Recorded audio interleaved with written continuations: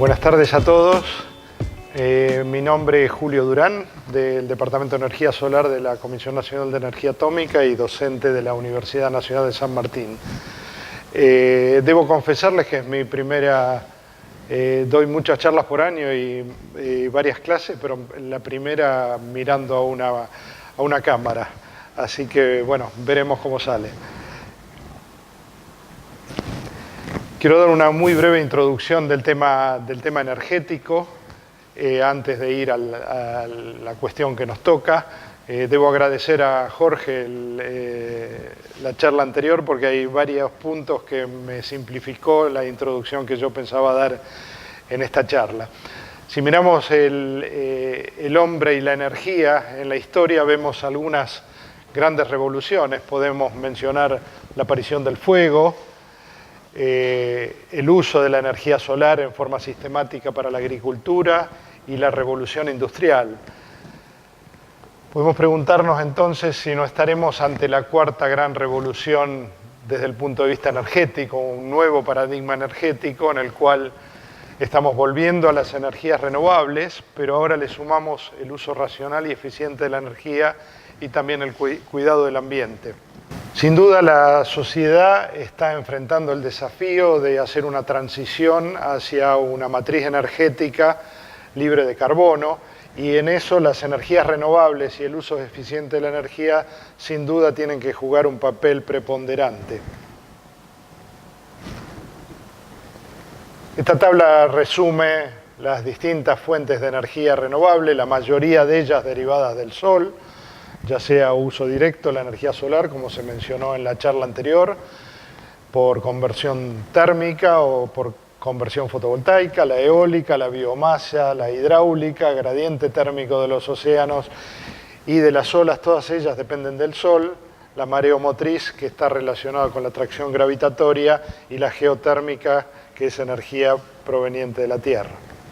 La charla de hoy va a dirigirse esencialmente a la generación de electricidad, entonces vamos a ver qué es lo que está pasando con la generación de electricidad y las energías renovables en el mundo. En el año 2016, 2017 es similar, no tengo la transparencia, un cuarto de la energía eléctrica que se consumió en el mundo aproximadamente fue generada con energías renovables. En su parte más sustantiva, la hidroelectricidad, que es la históricamente competitiva con el resto de las energías convencionales, pero con una aparición fuerte y continuada de las nuevas, podríamos llamar, energías renovables, el uso de la eólica para generación de electricidad. La eólica en realidad es muy vieja en el mundo, pero para uso en electricidad es relativamente nueva, la fotovoltaica y los biocombustibles o los combustibles derivados de la biomasa. ¿Qué países están a la vanguardia en cuanto a potencia instalada en el mundo? Bueno, China, que ha aparecido en los últimos años, ya ha pasado a todo el resto de los países, seguido por Estados Unidos, Alemania, Japón e India. Alemania es el histórico, es el que fue a la cabeza dentro de Europa durante muchos años y bueno, se ha visto superado últimamente por China, Estados Unidos.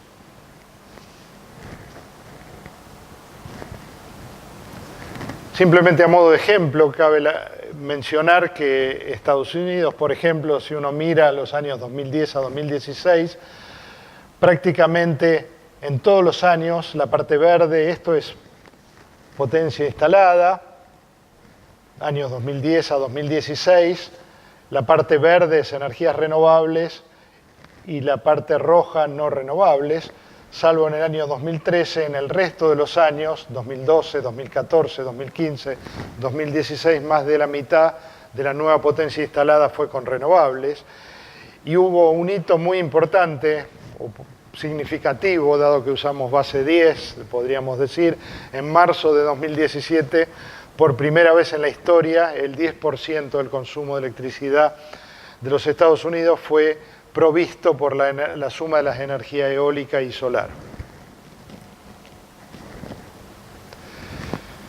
Este avance de las renovables en la matriz eléctrica se está dando no solo en países desarrollados, como los que mencionaba anteriormente, sino también en países de la región.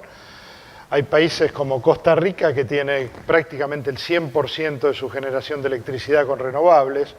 Uruguay ya anda rondando el 95%, y estos otros países que figuran acá también con porcentajes altos: Brasil, Guatemala, Chile, México en menor medida, pero con un avance muy fuerte en estos últimos años y en los próximos años. En particular, el caso de Uruguay, se estima que durante este año, el año 2018, el 37% de la demanda eléctrica de Uruguay va a ser satisfecho con energía eólica. En esta transparencia se ve la capacidad instalada en Chile.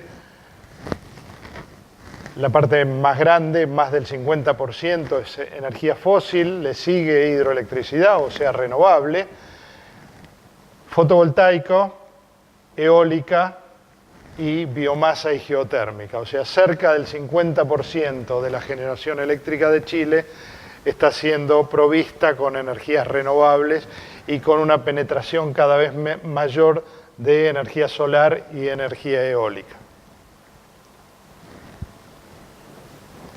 ¿Cómo estamos en la Argentina? Recién la transparencia que mostraba recién se refería a potencia instalada. Ahora paso a mostrar energía, o sea, generación de energía.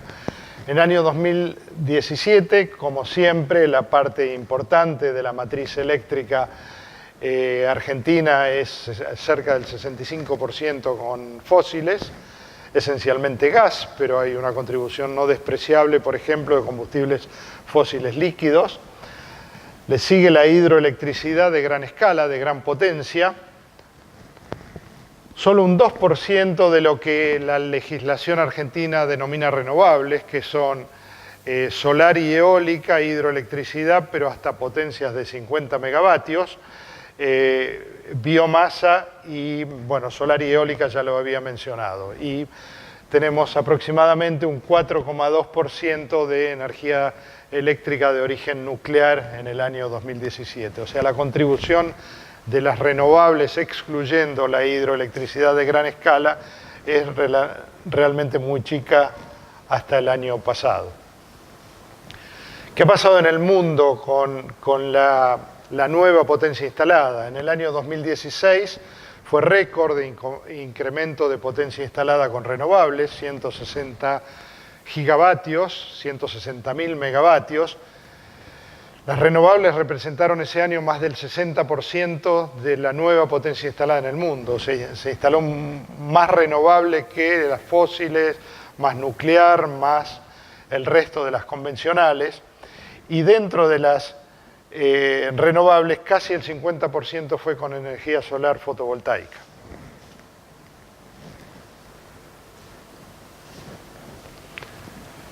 Este gráfico muestra la evolución, el crecimiento del mercado fotovoltaico. Este es el mercado fotovoltaico anual, es las ventas anuales. En el año pasado, el año 2017, se instalaron alrededor de 100.000 megavatios en el mundo, 100 gigavatios, con China a la cabeza. O sea, más del 50% de lo nuevo instalado fue instalado en China. Si miramos ahora lo acumulado, se ve un crecimiento muy fuerte y podríamos decir exponencial a lo largo de los años, hasta llegar a alrededor de 400.000 megavatios de potencia instalada con fotovoltaico en el mundo. Podemos decir como referencia que eólica está a unos 100 o 150 gigavatios por encima, o sea, el total de potencia instalada con eólica ronda los 530, 550 gigavatios en el mundo.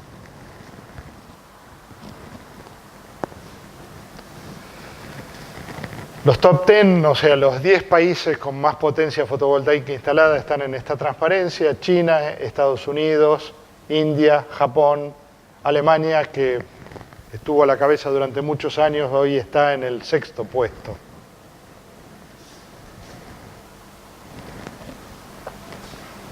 Como consecuencia de ese crecimiento muy acelerado del mercado trajo aparejado una disminución muy fuerte del costo de los módulos o paneles solares, de los módulos fotovoltaicos que se mencionaban en la presentación anterior.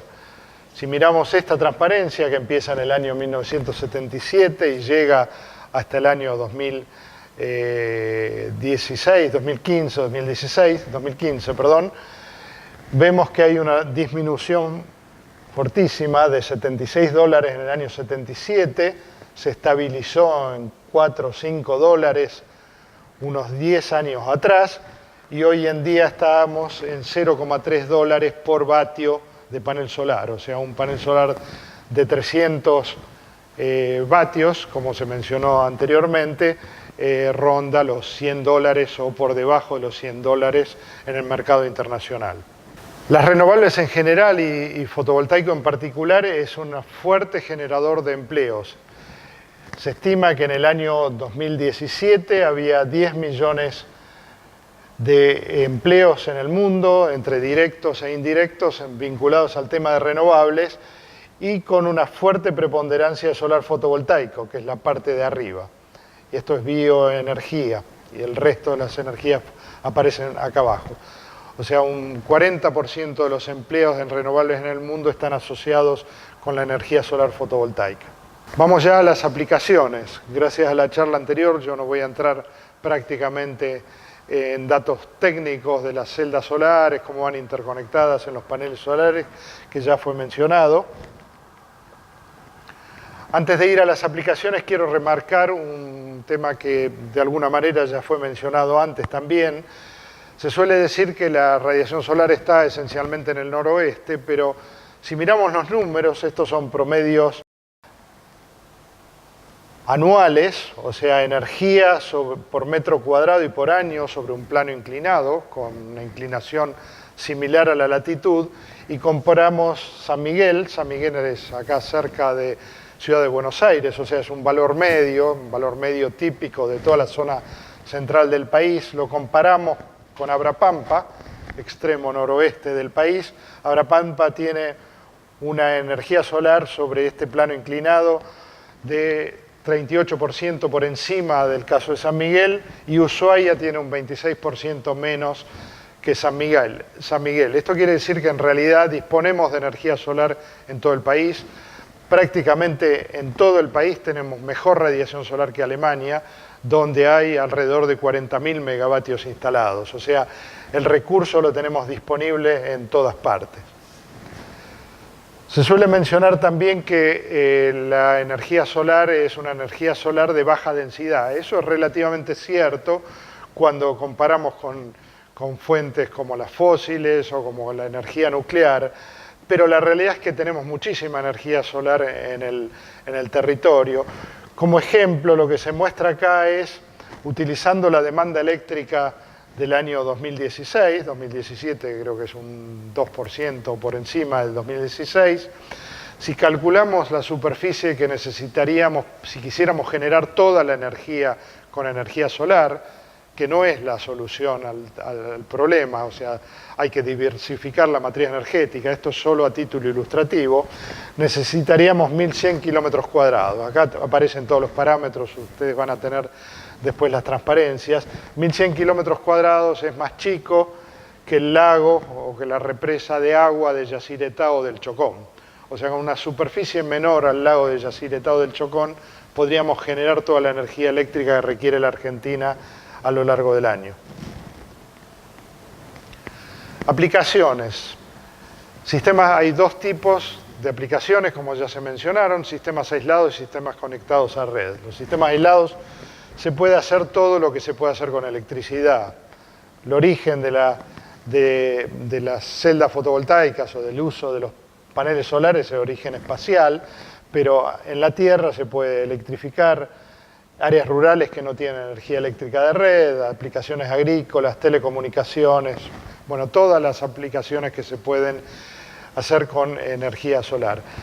Hay un porcentaje importante de la población mundial que no tiene energía eléctrica de red, posiblemente el 20% esté hoy un poco sobreestimado, pero superior al 15% de la población mundial no tiene acceso a la energía eléctrica de red y seguramente la mejor alternativa es renovable.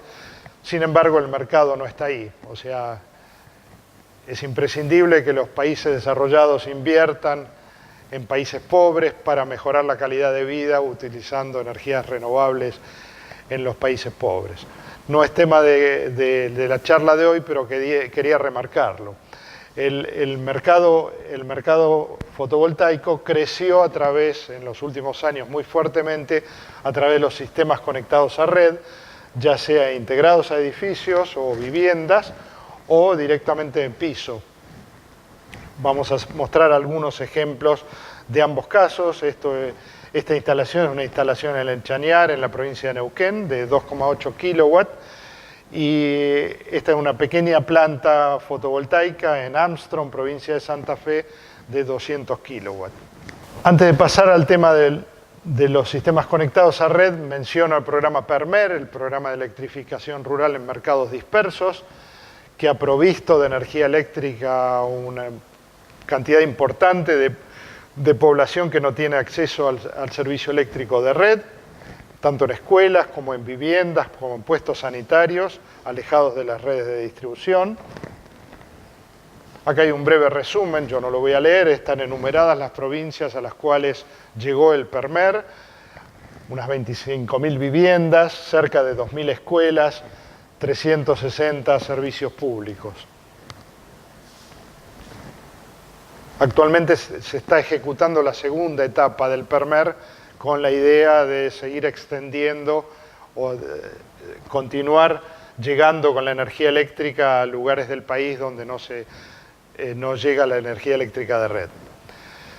Pasando ahora a los sistemas fotovoltaicos conectados a red, empecemos primero por el caso de las centrales de potencia. La primera central de potencia instalada en el país fue en San Juan, en Ullum, muy cerca de San Juan capital, una planta de 1,2 megavatios conectada a red. Esta fue la primera planta de más de 1 megavatio instalada en toda América Latina. Lamentablemente, después de esa primera planta, nos hemos quedado retrasados. Bueno, esta tabla seguramente no se va a ver, pero hubo un programa, GenRen, de generación a partir de renovables. El año 2009 se licitaron y adjudicaron 900 megavatios con renovables, en su gran mayoría con eólica, y solo un 15% de lo adjudicado se logró instalar. En el caso particular de fotovoltaicos se instalaron aproximadamente 7 megavatios. Esta transparencia resume todas las centrales que hay en este momento funcionando, más allá de algunas que hay en construcción, que hay funcionando en el país, la que ya mencioné de Ullum en San Juan,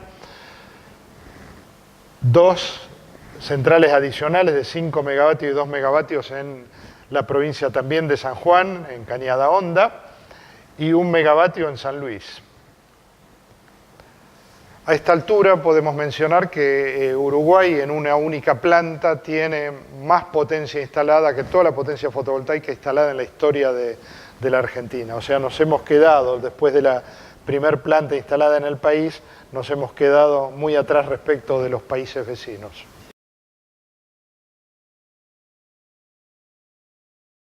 Entiendo que está inyectando desde hace no mucho, se inauguró unos meses atrás, pero efectivamente falta en esa transparencia. Estuvo mucho tiempo parado, por eso me había olvidado de agregarla. Muchas gracias por el comentario. Pasemos a la ley 27.191 de fomento de las energías renovables. Esta ley, además de dar una serie de beneficios a la instalación de centrales a partir de renovables, fija algunos hitos, en particular un 8% con renovables excluyendo las hidroeléctricas de gran potencia, 8% a fin del 2017, podríamos decir entonces 2018, y un 20% al 2025. Bueno, venimos realmente atrasados. Ya mencioné anteriormente que hoy en día no supera el 2% la contribución de las renovables a la matriz eléctrica. Esta misma ley fija obligatoriedad también para los grandes consumidores, obligatoriedad directa, mientras que el resto de la demanda es responsabilidad de CAMESA. Como consecuencia de ello, el Gobierno Nacional creó el programa Renovar, cuyo objetivo es satisfacer la demanda en lo que a la responsabilidad del Estado Nacional le compete. Ese programa Renovar hizo una serie de llamados, hubo una ronda 1 en el año 2016, que fue seguida por una ronda 1 que se denominó 1.5, porque habían tenido muchas ofertas durante la ronda 1, mucho más de lo que se pretendía adjudicar, así que se la complementó con una ronda 1.5. En este gráfico se muestran las provincias a las cuales entre la ronda 1 y la 1.5 llegó la energía eólica, o sea, proyectos presentados en todas estas provincias, no solo del sur, sino también la zona central del país. Todos los proyectos de solar en la ronda 1 y 1.5 estuvieron centrados en el noroeste del país. Biogás y biomasa, Misiones, Corrientes, Santa Fe, Córdoba y San Luis, y algunas pequeñas aplicaciones hidroeléctricas en las dos provincias que se muestran en esta transparencia. Si resumimos la ronda 1, 1.5 y la 2, la ronda 2 fue en el año 2017, se adjudicaron casi 4.500 megavatios. Esto es realmente un cambio de escala. A un precio promedio de alrededor de $55 el megavatio hora. Como referencia podemos decir que el costo medio de generación de la matriz eléctrica argentina ronda los $72, o sea que este número es un número que está por debajo del costo medio de generación de la matriz eléctrica argentina. Otra referencia que vale la pena mencionar es cuál es la potencia total instalada a marzo de 2018, 37.000 megavatios, o sea que el 4.466 megavatios es un número significativo. Está costando que esto arranque, sigue habiendo problemas de financiamiento, algunos proyectos ya están empezando, podríamos decir que alrededor de un 15, un 20% de los proyectos o de la potencia licitada está empezando a construirse, pero viene atrasado y ya ha habido pedidos de prórroga de los oferentes a los cuales se adjudicó la licitación. Simplemente para dar una idea de lo que está pasando en la región, se muestran en esta transparencia los precios más bajos de algunas subastas o licitaciones en algunos países latinoamericanos. Son los extremos mínimos, no son los valores promedios, pero tanto Brasil, México como Chile ha habido algunas licitaciones en las cuales se ha adjudicado al oferente a $20 el megavatio hora, la mitad, menos de la mitad o poco más de la tercera parte del caso argentino. En el caso de Perú, $37 el megavatio hora. Insisto que estos son valores extremos, no son valores medios. Los valores medios están por arriba, pero rondan los 30, los $40, 40 y pico de dólares. O sea, no estamos tan mal. Estuvimos mucho peor con el programa Genren, en donde en caso particular de fotovoltaico rondaba los 550, 570 dólares por megavatio hora. Es cierto que en el mundo los números eran distintos, pero esos números tampoco existían en ninguna parte del mundo. Ahora sí vamos a generación distribuida, que es el tema al que más me quería referir en el día de hoy. Antes de hablar de generación distribuida específicamente, quiero hacer una breve mención a algunas cuestiones que tienen que ver con energía y sustentabilidad en la ciudad.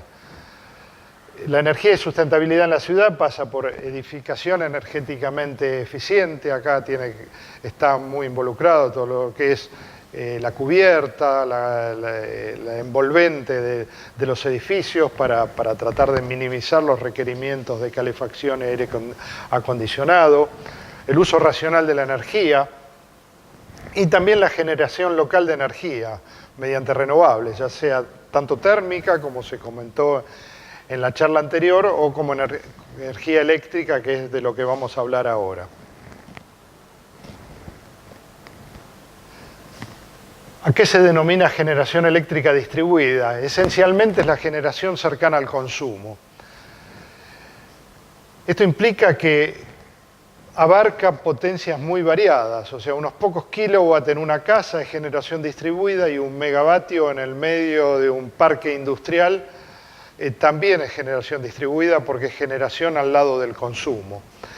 Este es un punto muy importante a remarcar porque muchos asocian la generación distribuida a las pequeñas potencias en una vivienda y no es así.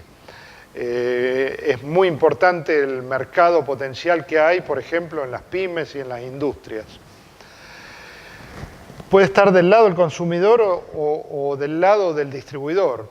El distribuidor también puede instalar una pequeña planta o no tan pequeña planta para reforzar su sistema de distribución. Ese también es un punto importante y que vamos a mencionar más adelante, no fue contemplado en la ley de generación distribuida que fue promulgada hace poco. Los motivos por los cuales es muy importante impulsar la generación distribuida en el país están resumidos acá. Tenemos una alta población urbana, arriba del 90-92% de la población argentina está en áreas urbanas.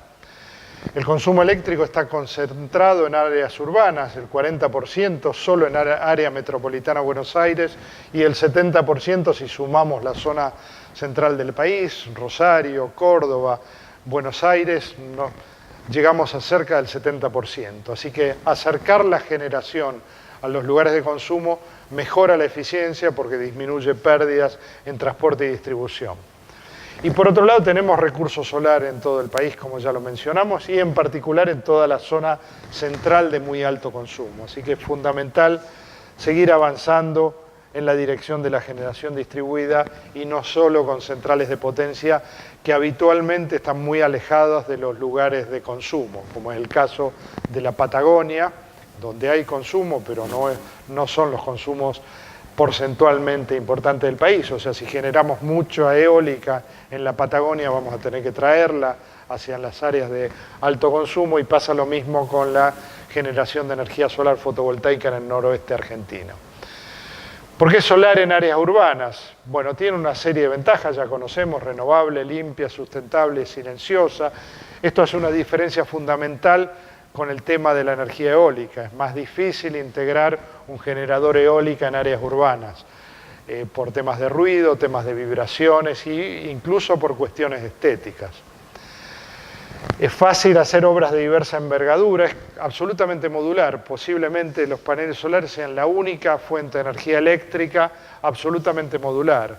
El día que yo pueda instalar en mi casa, porque esté la legislación, paneles solares, voy a poner paneles solares prácticamente del mismo tamaño que los paneles solares que se usan o se van a usar para la planta de 100 megavatios en Jujuy. Es completamente modular. La parte que es un poco menos modular es los inversores de corriente continua, corriente alterna, que en las plantas más grandes se usan inversores grandes y no muchos inversores chicos. Pero el elemento de generación, que es el panel solar, ese es modular. Por otro lado, al ser plano, es muy fácil de integrar a la construcción. Ahora vamos a ver muchos ejemplos, ya hubo fotos en la presentación anterior, pero yo lo voy a volver a mostrar. Sin duda, la fotovoltaica es la energía renovable de mayor aplicación en la construcción hoy en día a nivel mundial. Ya mencionamos que la generación distribuida reduce pérdidas, transporte y distribución. También tiene algunos beneficios técnicos como contribuir a regular la tensión, ahorra combustibles fósiles y divisas, genera puestos de trabajo. Y hay un elemento importante desde el punto de vista social. Aquel que tiene un generador en su propia casa, o en su propia vivienda, o en su propia industria, se involucra con el tema energético. Este es un punto, es un punto claramente a favor de la generación distribuida. Podemos mencionar que los municipios pueden jugar un papel muy importante, o sea, como elemento, como centros de distribución de información, promoción de la tecnología. O sea, al instalar en edificios del municipio sistemas basados en renovables, son un elemento de difusión sumamente importante. En ese sentido, creo que es fundamental que la red de municipios por el cambio climático tenga en cuenta esto y trate de impulsar no solo la eficiencia energética y el resto de los componentes para combatir el cambio climático, sino también las renovables. ¿Qué ha pasado a nivel mundial con la participación de la distribuida en fotovoltaico? En este gráfico se muestra esto del 100% de los años 2006 a 2016. La parte verde es generación distribuida, la roja acá abajo eran centrales y la violeta acá arriba autónomos o aislados. La fotovoltaica en el mundo creció con la generación distribuida, también no solo la aislada, sino la conectada a red. Hoy en día, con la aparición de las grandes centrales, la contribución de las distribuidas se achicó, pero estamos igual cerca del 30%, entre el 25% y el 30%, o sea que hay una componente muy importante de la fotovoltaica en el mundo que sigue siendo distribuida y no centralizada. Algunos comentarios sobre integración arquitectónica. Voy a hacer uso de una charla preparada por un arquitecto de nuestro grupo, Ismael Eiras.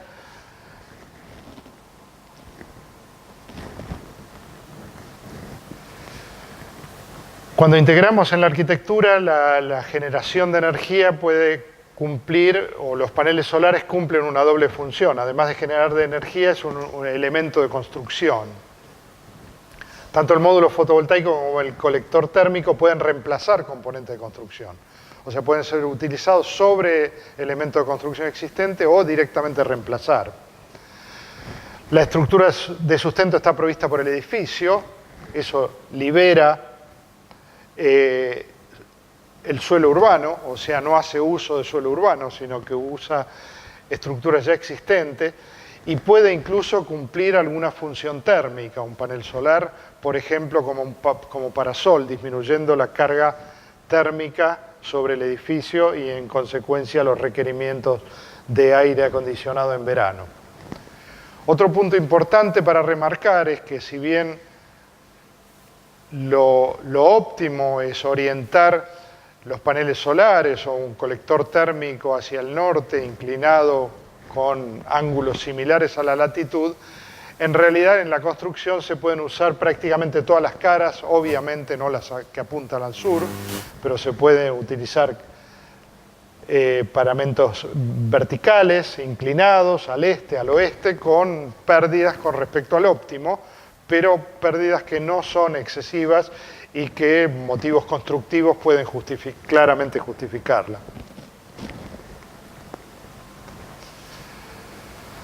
Ya mencionamos sobre cubiertas de edificios, pueden ser inclinadas o planas, se puede ubicar sobre fachadas o paramentos verticales y otras aplicaciones, pérgolas, estacionamientos. Lo de aparcamientos viene de la jerga española, porque Ismael trabajó muchos años o varios años en España.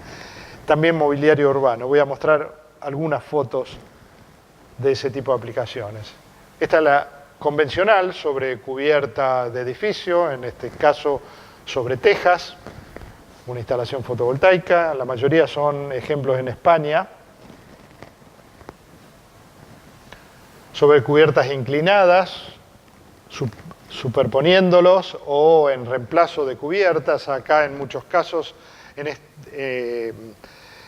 este tipo de aplicaciones, en muchos casos se usan los que mencionaba antes Jorge, que son semitransparentes, o sea que dejan pasar parte de la luz. Acá se ve un ejemplo en esta foto abajo a la izquierda.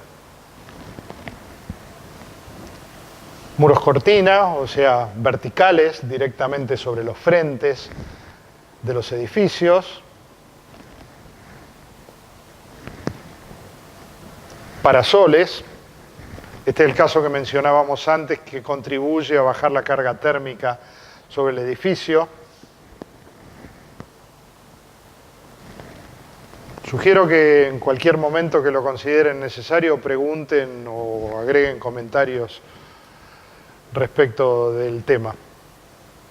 Estacionamientos, cubiertas en estacionamientos. Nuevamente acá se ven semitransparentes que dejan pasar luz entre las celdas solares. Pérgolas de distinto tipo. Lucernarios. En estos casos prácticamente siempre son estas paneles solares que dejan pasar parte de la luz que inciden sobre ellos. Un tema a tener en cuenta con el uso de paneles solares en áreas urbanas son las sombras.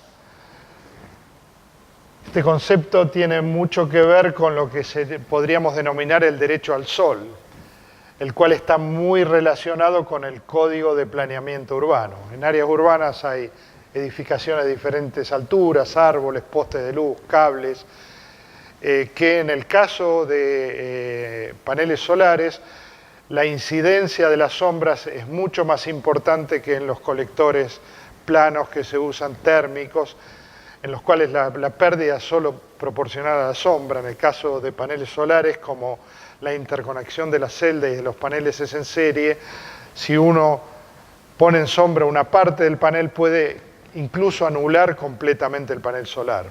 Entonces el tema de sombras es un tema muy importante a tener en cuenta cuando se diseña un sistema solar. Bueno, ejemplos típicos: edificios frente a viviendas o casas de baja altura, edificios de diferente altura o casas de distinta altura. En ese sentido, el código de edificación urbana es muy importante. O sea, si se limitaran las alturas de las viviendas, por ejemplo, sería una forma de contribuir a que si yo instalo en mi casa, el día de mañana me construyan una casa de mayor altura al costado y me impidan el acceso al sol. Hasta hace pocos años atrás, podríamos decir 2012, 2013, no había en el país ninguna regulación que permitiera la conexión a red eléctrica de sistemas fotovoltaicos. Esta también es una diferencia fundamental con el caso térmico. En el caso térmico no hace falta ninguna reglamentación adicional. En el caso eléctrico, como los sistemas se conectan en paralelo con la red eléctrica pública, hace falta una regulación específica, porque no puedo afectar la calidad del producto, no puedo afectar la energía eléctrica que va a consumir mi vecino. Y por otra parte, hay que regular el tema tarifario, o sea, cómo se me va a pagar esa energía eléctrica que yo voy a inyectar a la red. Bueno, como consecuencia de eso y ante un llamado del Ministerio de Ciencia y Tecnología en el año 2011, presentamos un proyecto que, bueno, a la larga terminó llamándose Proyecto IRESUD, pero el nombre del proyecto era Interconexión de Sistemas Fotovoltaicos a la Red Eléctrica en Ambientes Urbanos, para lo cual hicimos un consorcio público-privado que se denominó IRESUD, hoy en día es el nombre por el cual se conoce al proyecto.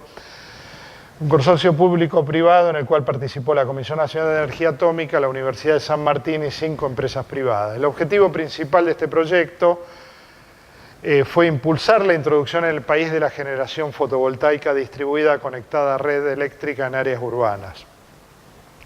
Se ejecutó formalmente entre 2012 y 2016, formalmente finalizó en abril de 2016, pero la realidad es que como a lo largo del proyecto se firmaron numerosos acuerdos de colaboración con instituciones, 30 instituciones aproximadamente de distintas partes del país, en realidad el proyecto sigue vivo, seguimos interactuando, se armó toda una red con la cual tenemos interacción y colaboración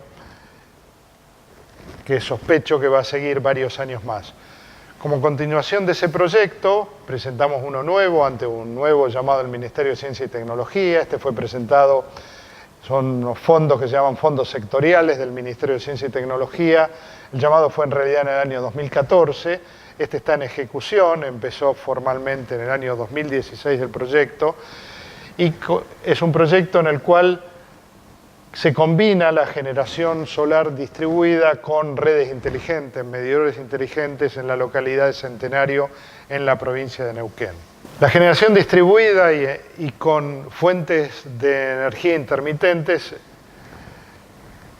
es un cambio fundamental de modelo eléctrico. Los sectores eléctricos están acostumbrados a generación centralizada, transporte, distribución y consumo, y no hay generación en el extremo del consumo. O sea, esto es toda una revolución dentro del sector eléctrico y en general bastante resistido.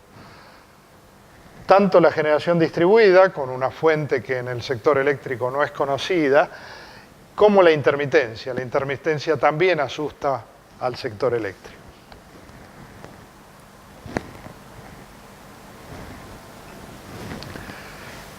Como elemento para difundir esta tecnología en el país, lo que hicimos fue plantear una serie de instalaciones piloto de diferentes tamaños, pero de tamaños típicos de viviendas o poco más, o de un pequeño comercio.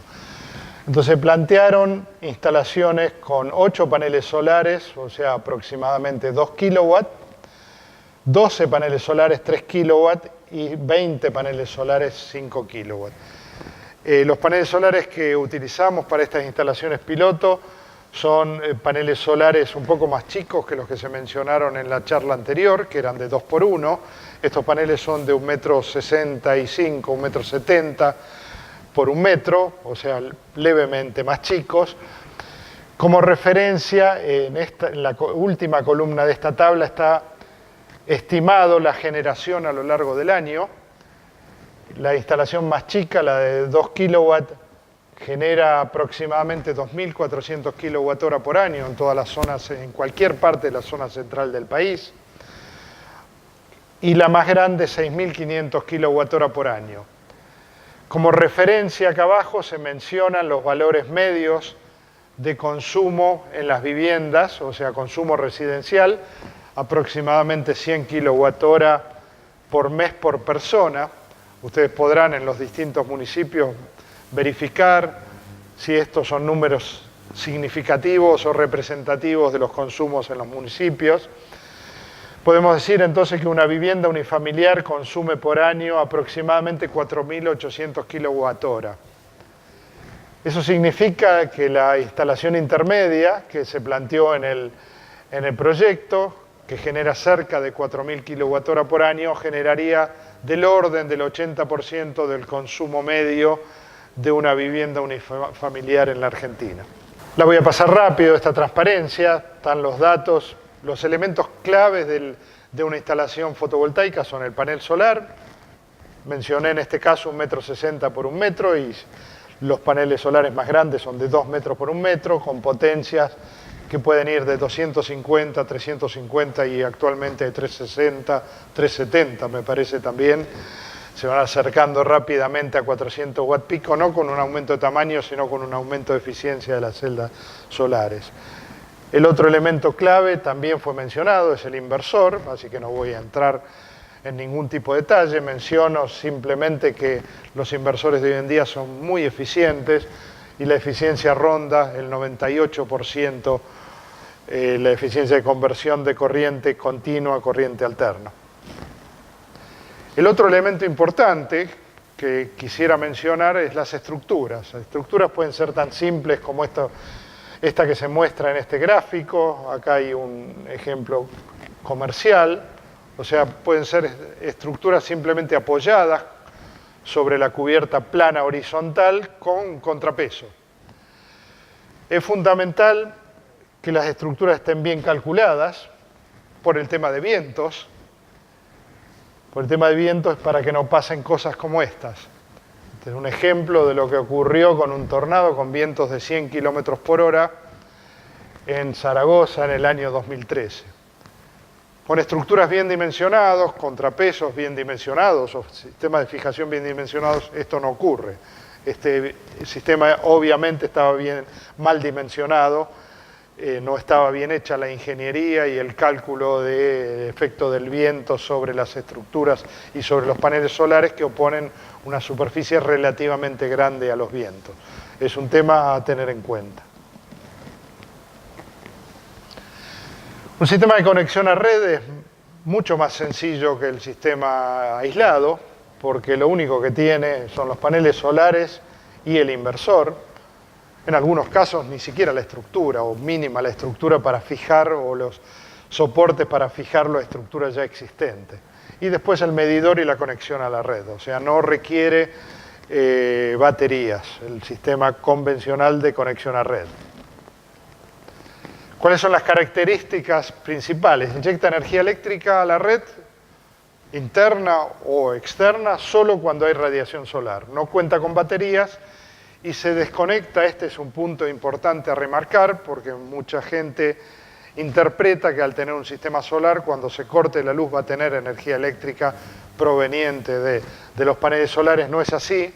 Por un tema de seguridad, los sistemas de conexión a red necesariamente tienen que desconectarse ante un corte de energía eléctrica de red. Existen, sin embargo, sistemas combinados, sistemas híbridos, que combinan el sistema de conexión a red con baterías. Estos sistemas, en el momento de corte del suministro eléctrico de la distribuidora, se tienen que desenganchar, desconectar de la red, y recién ahí pueden inyectar a la red interna de la vivienda. No puede ocurrir que venga un técnico de la distribuidora eléctrica a hacer una reparación confiando en que está cortada el suministro eléctrico y se electrocute porque tiene tensión proveniente de la vivienda. O sea, de ninguna manera un sistema de conexión a red puede inyectar a la red pública cuando hay un corte de electricidad. En este gráfico se muestra el caso de un inversor híbrido al cual se conectan los paneles solares, las baterías, puede haber incluso un generador o un grupo electrógeno alimentado con combustible, lo que fuera, nafta o gas. O sea, puede combinar distintas fuentes, más la red, y alimentar una vivienda o un edificio.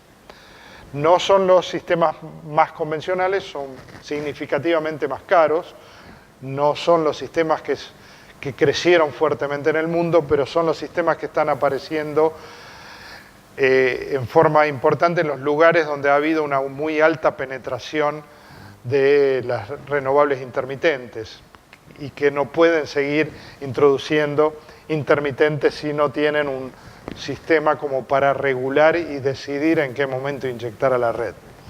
No es el caso de Argentina, donde estamos muy lejos de estar en esta situación.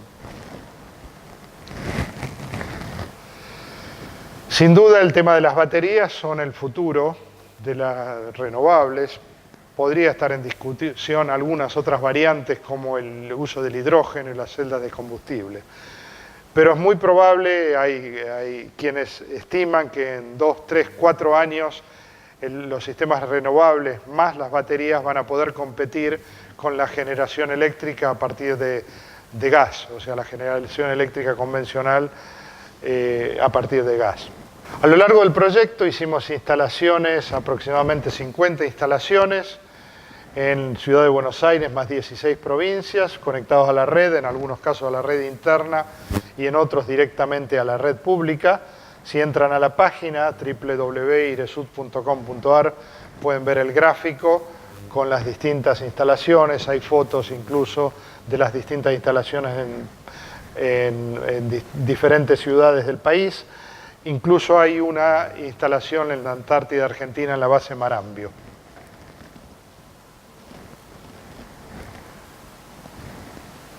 Algunas fotos.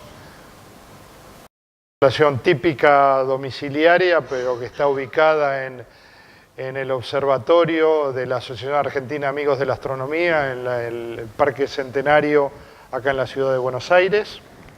Son 8 paneles solares, o sea, 2 kilowatts aproximadamente. Esta es una instalación un poco más grande, de 5 kilowatts. Un parasol en la Comisión Nacional de Energía Atómica y otra de terraza también de 5 kilowatts. Esta instalación más grande que se hizo a lo largo del proyecto, que en realidad consta de 4 sistemas, porque todos los sistemas tenían a lo sumo el inversor de 4,6 kilowatts.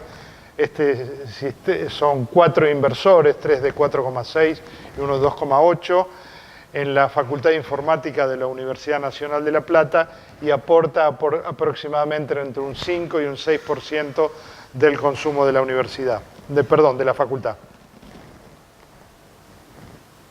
Un pequeño techo para un estacionamiento, Universidad de Tucumán. Un lucernario en la Secretaría de Energía de Corrientes.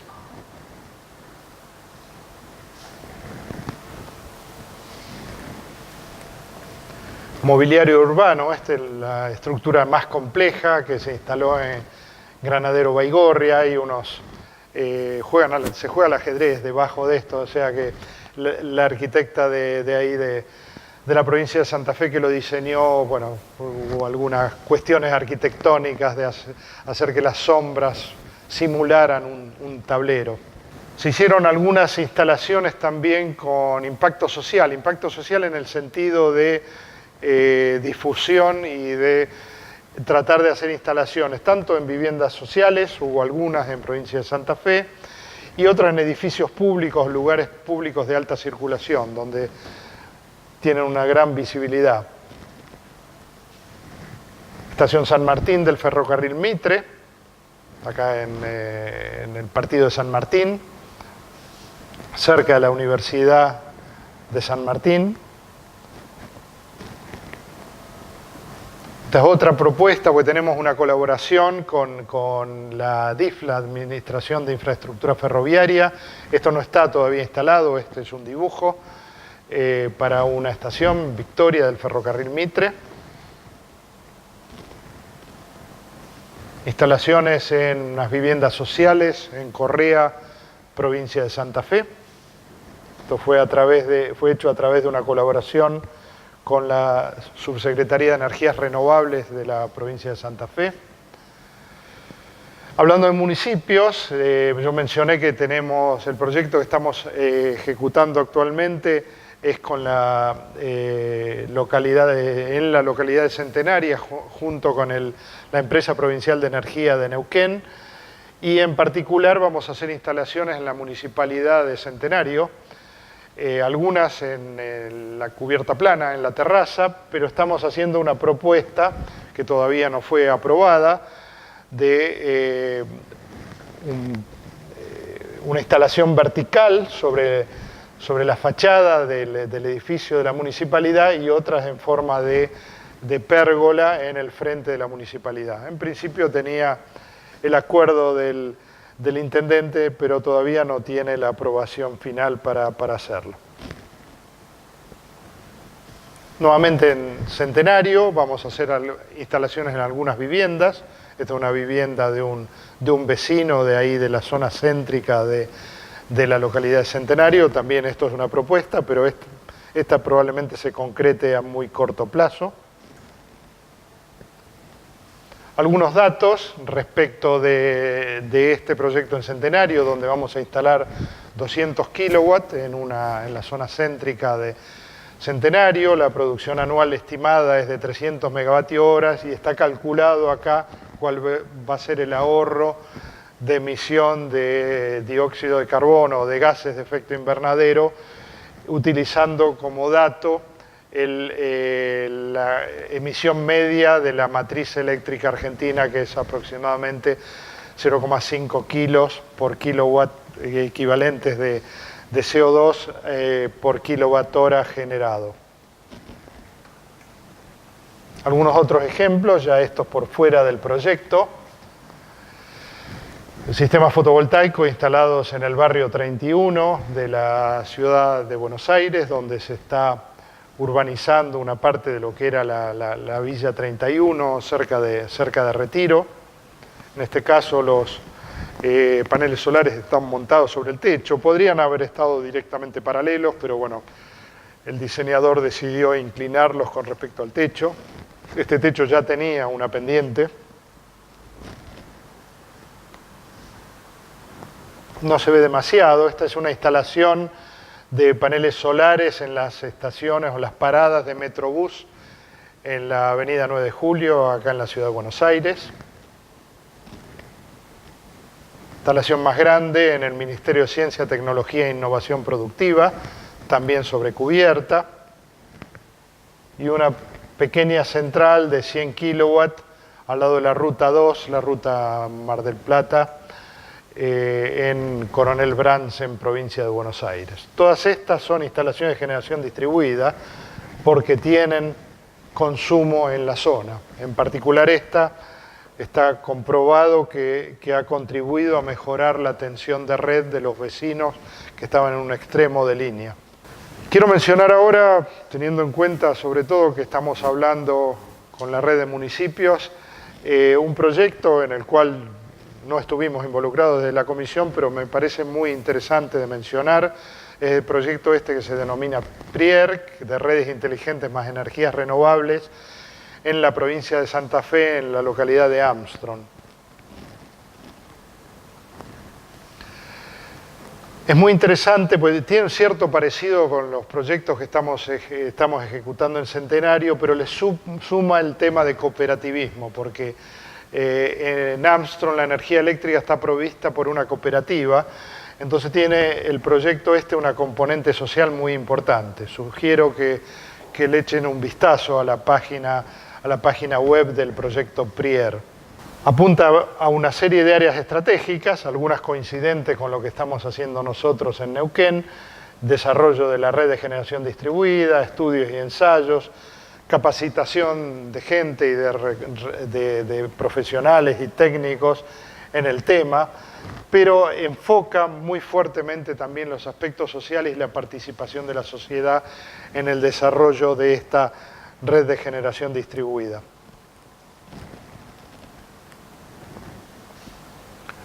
A los paneles solares suma también la parte de eólica y están instalando paneles solares en techos de viviendas y también en piso. Una pequeña central de 200 kilowatts en piso que fue inaugurada el año pasado, no recuerdo en este momento en qué mes.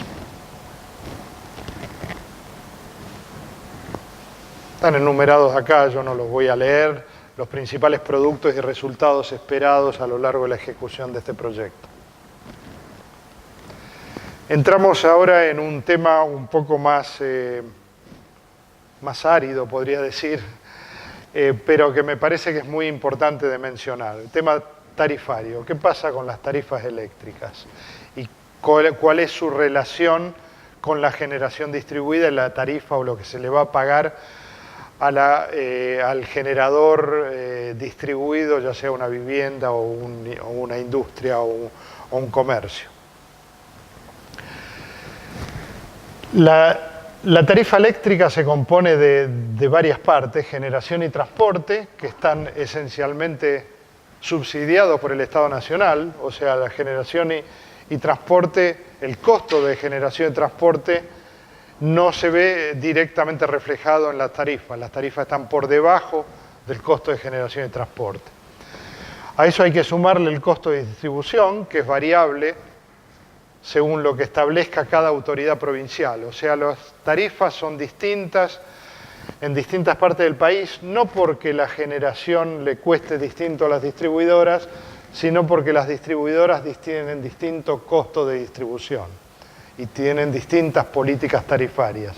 O sea, hay fuertes discrepancias, en algunos momentos, yo diría irritativas, donde en la ciudad de Buenos Aires pagábamos un quinto que en Jujuy, grandes diferencias tarifarias. Eso se ha ido achicando, pero siguen existiendo.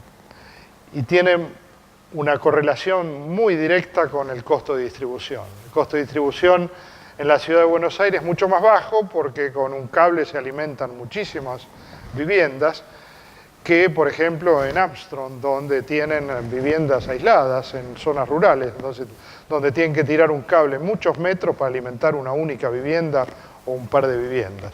Entonces el costo de distribución es muy diferente.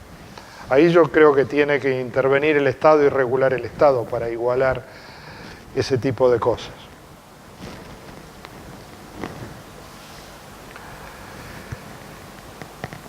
No voy a entrar en demasiado detalle, pero la tarifa eléctrica viene esencialmente un cargo fijo, incluye, y un cargo por la cantidad de kilovatio horas que uno consume por mes o por bimestre.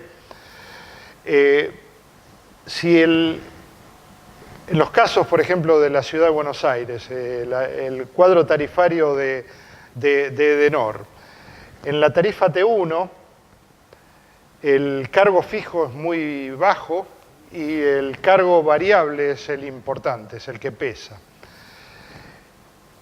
Lo que tiene que recaudar la distribuidora para poder cubrir los gastos de mantenimiento de la red, pagar los sueldos, las ampliaciones de la red, bueno, y obviamente también los beneficios, salen esencialmente del cargo variable. Eso hace que si vende menos kilovatio horas, recauda menos para mantener la red. En las otras tarifas, como por ejemplo la tarifa T2, el cargo fijo cubre todos los requerimientos de la distribuidora. Eso hace que si vende menos kilovatio horas, a la distribuidora no le preocupa. Bueno, este es un punto clave en el tema de la generación distribuida. O sea, las distribuidoras se niegan a aceptar que un consumidor consuma menos porque está generando en su vivienda si está en esta tarifa, en la tarifa T1, en cambio no tienen problemas si está en la tarifa T2. O sea, no pueden dejar de venderle kilovatio hora a alguien que está aportando a los gastos de distribución a través de su compra de kilovatio hora. Este es el kit de la cuestión y la parte fundamental de las discusiones que hubo en relación con la ley de generación distribuida, y en realidad que sigue habiendo. Algunos breves comentarios o consideraciones sobre generación fotovoltaica y demanda. Hay algunos casos de muy buen acoplamiento, en el cual yo tengo mucha energía solar cuando más energía eléctrica necesito. El ejemplo típico es el aire acondicionado. O sea, los momentos de mayor radiación solar es cuando los picos de consumo máximo a nivel país se dan en verano, a diferencia de unos años atrás, y eso está directamente relacionado con el aire acondicionado. Después hay otro caso en el cual la generación y la demanda van de la mano, que es en el riego. O sea, las épocas más cálidas y de mayor radiación solar, hay mayor evaporación, hace falta mayor riego. Así que este es otro caso en el cual es evidente que la generación distribuida en los lugares de consumo son la mejor alternativa. Bueno, el último punto es lo que ya mencioné anteriormente. Vayamos entonces a qué es lo que se plantea cuando uno habla de modelos tarifarios para la generación distribuida.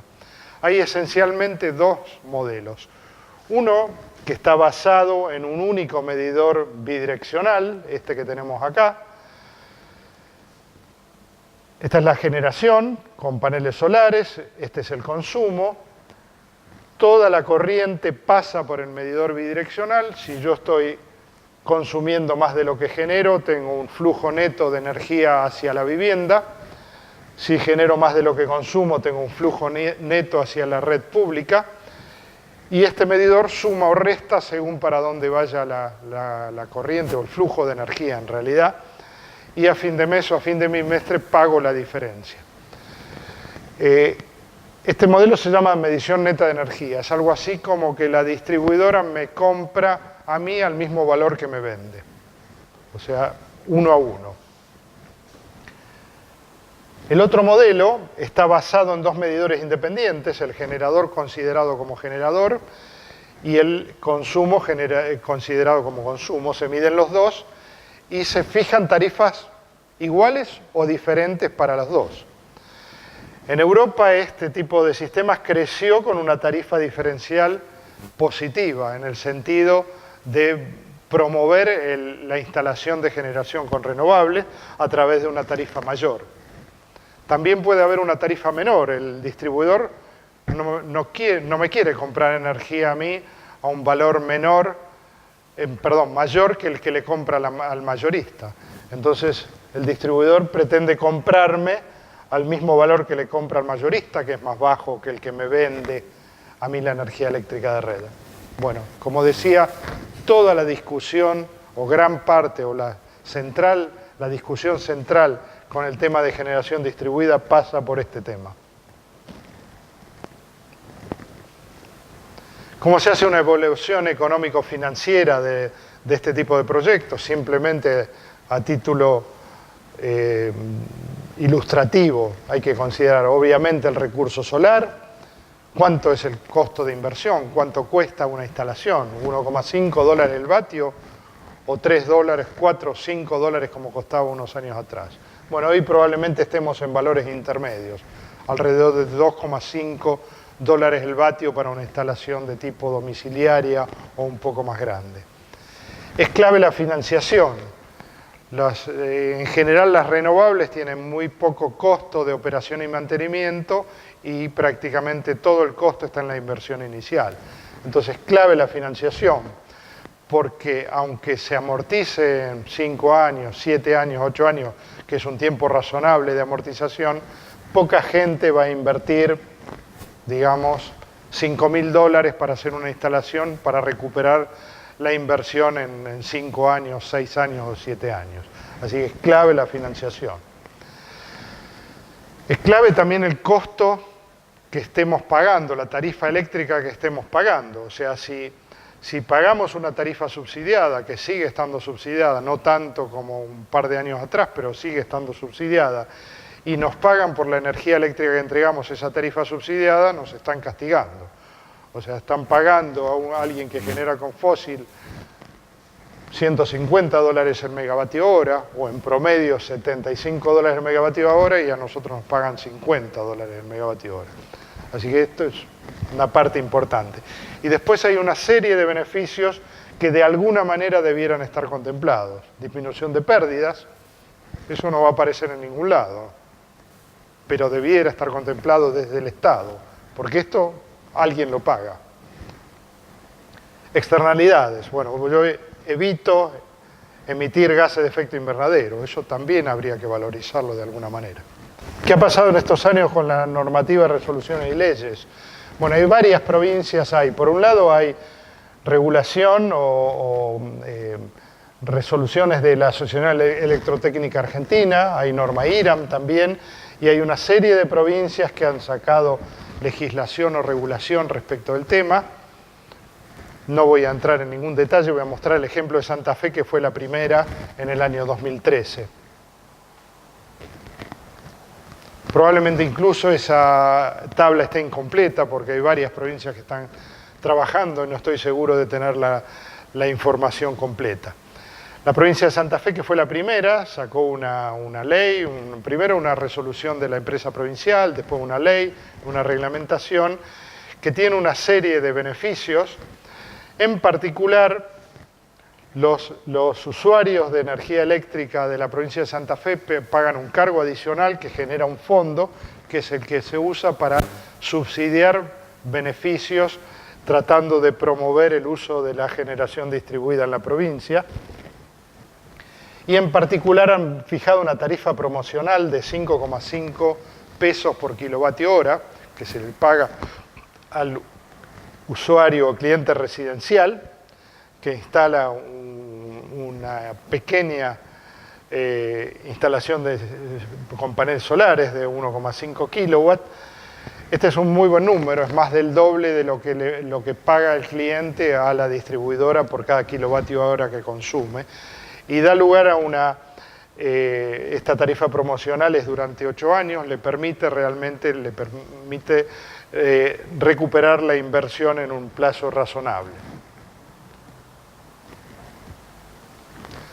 Sin embargo, han tenido dificultades para la puesta en marcha del programa. Hay alrededor de 100 instalaciones pequeñas, aprobadas, una fracción de ellas instaladas.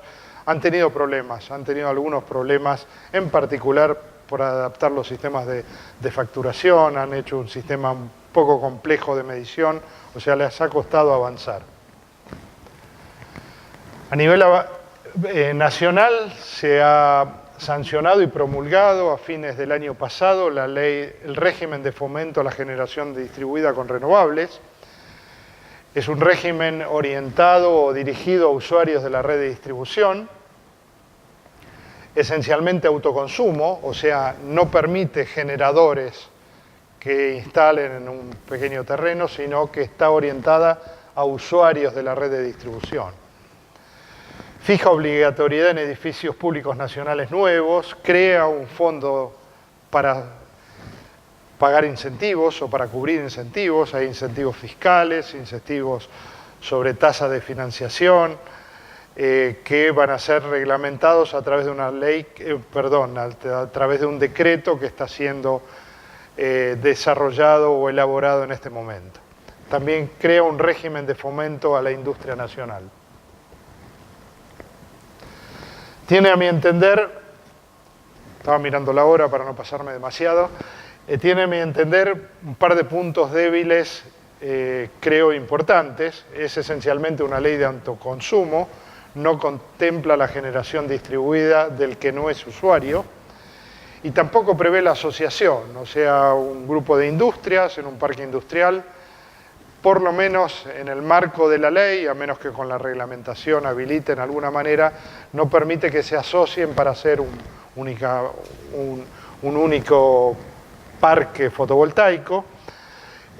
Pasaría lo mismo con un consorcio no podría poner una instalación como consorcio porque el consumo de los consorcios en general es muy bajo, los ascensores, el bombeo de agua, no hay forma de distribuir la venta de energía eléctrica de una instalación hecha por un consorcio entre los consorcistas.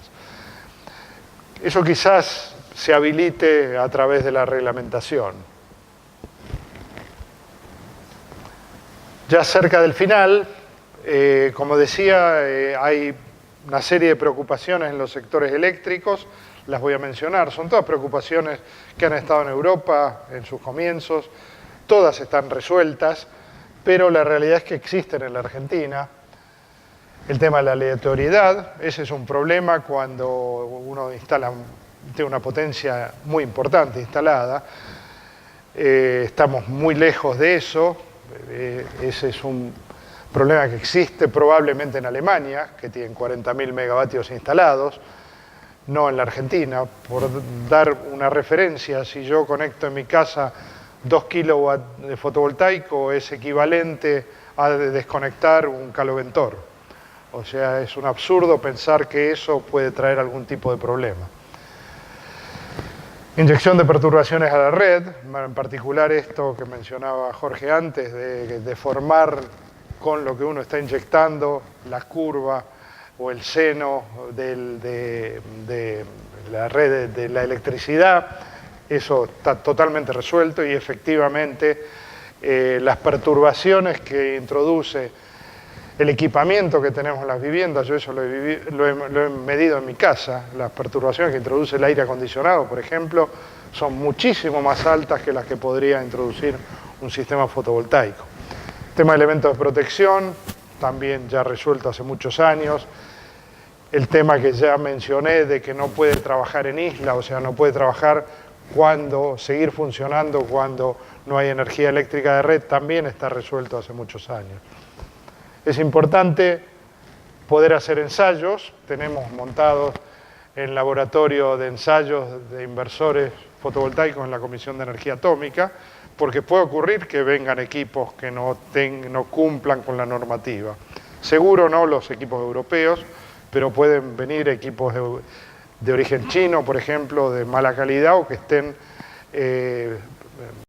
armados de manera que no cumplan con la normativa, así que es fundamental poder hacer en el país ensayo de los inversores. Ahora sí, cerrando, futuro de las redes eléctricas.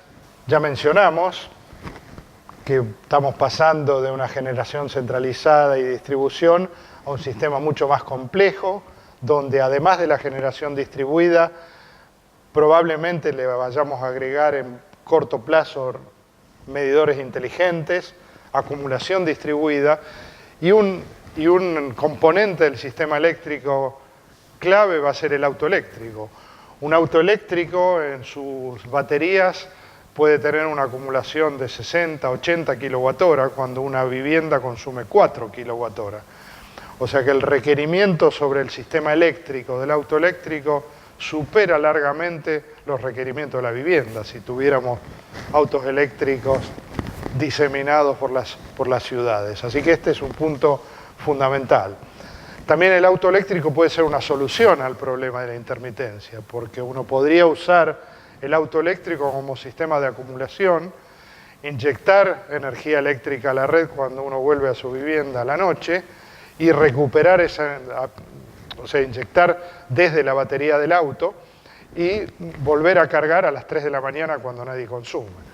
Así que también puede ser una solución, pero eso es un sistema mucho más complejo que seguramente indica el futuro. Estas son las redes convencionales, generación y consumo en el extremo, y el futuro probablemente sea este, donde hay generación en las viviendas, acumulación en las viviendas o en los edificios, manejo inteligente de la red, flujos de energía en ambas direcciones, desde los consumos hacia en dirección a la generación para que sea consumido en otra parte de la red. O sea, sistemas sumamente complejos. Tenemos que ir recorriendo esa dirección. Y ahora sí, cerrando, creo que es fundamental eliminar subsidios y desalentar inversiones en fósiles y, en todo caso, subsidiar para que puedan avanzar, porque hay que desarrollar el mercado. El mercado en Argentina prácticamente de la generación distribuida no existe, ese es el motivo por el cual aún hoy en día estamos un factor 2 en costo de inversión o 1,5 con respecto a Brasil, por ejemplo, y un factor 2 fácil con respecto a Alemania, costo de instalación. Y en gran parte eso tiene que ver con inexistencia del mercado. O sea, es imprescindible desarrollar el mercado con leyes y políticas de promoción apropiadas. Hay que planificar un futuro diversificado, pero también distribuido. O sea, no solo diversificar con grandes centrales en los lugares óptimos. Solar fotovoltaica y eólica, sin lugar a dudas, van a jugar un papel fundamental, como lo están jugando en el mundo. Hay que adaptarse al nuevo y complejo sistema de energía, ya dijimos que hay cambios sustantivos, y parecería que estamos empezando la transición hacia una matriz energética más limpia, económica y segura. Y ya cerrando, entonces, tenemos que considerar, tener en cuenta que uso racional y eficiente de energía, energías renovables, generación distribuida, redes inteligentes, deben ser parte sin duda de la estrategia y de la política de Estado del país en el corto, mediano y largo plazo. Bueno, creo que con eso cerramos. Tengo un pequeño aviso. Yo estoy en la comisión directiva de la Asociación Argentina de Energías Renovables y Ambiente, la asociación más antigua en el país, tiene más de 40 años, fue creada a mediados de la década del 70. Hacemos este año en la ciudad de Córdoba, si entran a la página www.asades.org, la 41ª reunión de trabajo de la asociación, o sea, prácticamente todos los años ha habido reuniones de la asociación, y en este caso lo vamos a hacer junto con un encuentro nacional de generación distribuida y también con una exposición industrial. Esto es en la semana del 5 al 10 de noviembre de este año. Bueno, muchas gracias.